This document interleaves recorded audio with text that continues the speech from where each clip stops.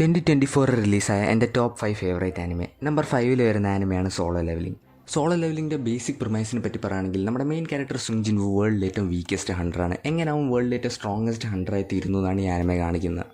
ഈ ആനിമേൻ്റെ പ്ലോട്ട് വളരെ ജനറിക് ആണെങ്കിലും ഇതിൻ്റെ action, animation and cool characters ഇതിനെ വേർത്തിട്ട് ആക്കുന്നുണ്ട്. നമ്പർ 4 വരുന്ന ആനിമയാണ് കൈജു നമ്പർ 8. ഇത് ഷോനൻ ജനറിൽ ഒരു പുതിയ ഫ്രഷ് ടേക്ക് പോലെയായിരുന്നു. കൈജു നമ്പർ 8ൻ്റെ ബേസിക് പ്രമൈസിനെ പറ്റി പറയുകയാണെങ്കിൽ ആ വേൾഡിൽ കൈജൂസ് എന്ന് പറയുന്ന കുറേ മോൺസ്റ്റേഴ്സ് ഉണ്ട്. ആ മോൺസ്റ്റേഴ്സിനെ ഫൈറ്റ് ചെയ്യാൻ വേണ്ടി ജാപ്പനീസ് ഡിഫൻസ് ഫോഴ്സ് ഉണ്ട്. നമ്മുടെ മെയിൻ ക്യാരക്ടർ കാഫ്ക ആനിമയുടെ തുടക്കത്തിൽ ഭയങ്കര വീക്കായിരിക്കും. അതിനുശേഷം അവൻ്റെ ഒരു സ്പെഷ്യൽ പവർ കിട്ടും. അതിനുശേഷം ഭയങ്കര ഓവർ പവർഡ് ക്യാരക്ടറായി മാറും.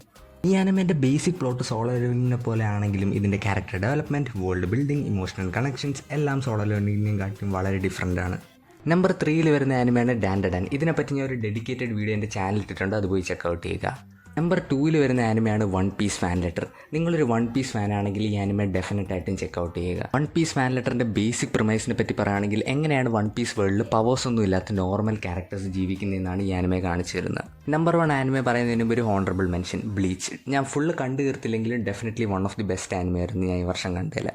ഈ ലിസ്റ്റിൽ നമ്പർ 1 വരുന്ന ആനിമയാണ് ഫ്രേറൻസ് ബിയോണ്ട് ജേർണി. ഇത് ഞാൻ ഈ വർഷം കണ്ടതിൽ എൻ്റെ ഏറ്റവും ഫേവറേറ്റ് ആനിമ ആയിരുന്നു. നിങ്ങളുടെ ഏറ്റവും ഫേവറേറ്റ് ആനിമ ഏതായിരുന്നു എന്ന് കമൻറ്റ് ചെയ്ത് പറയുക.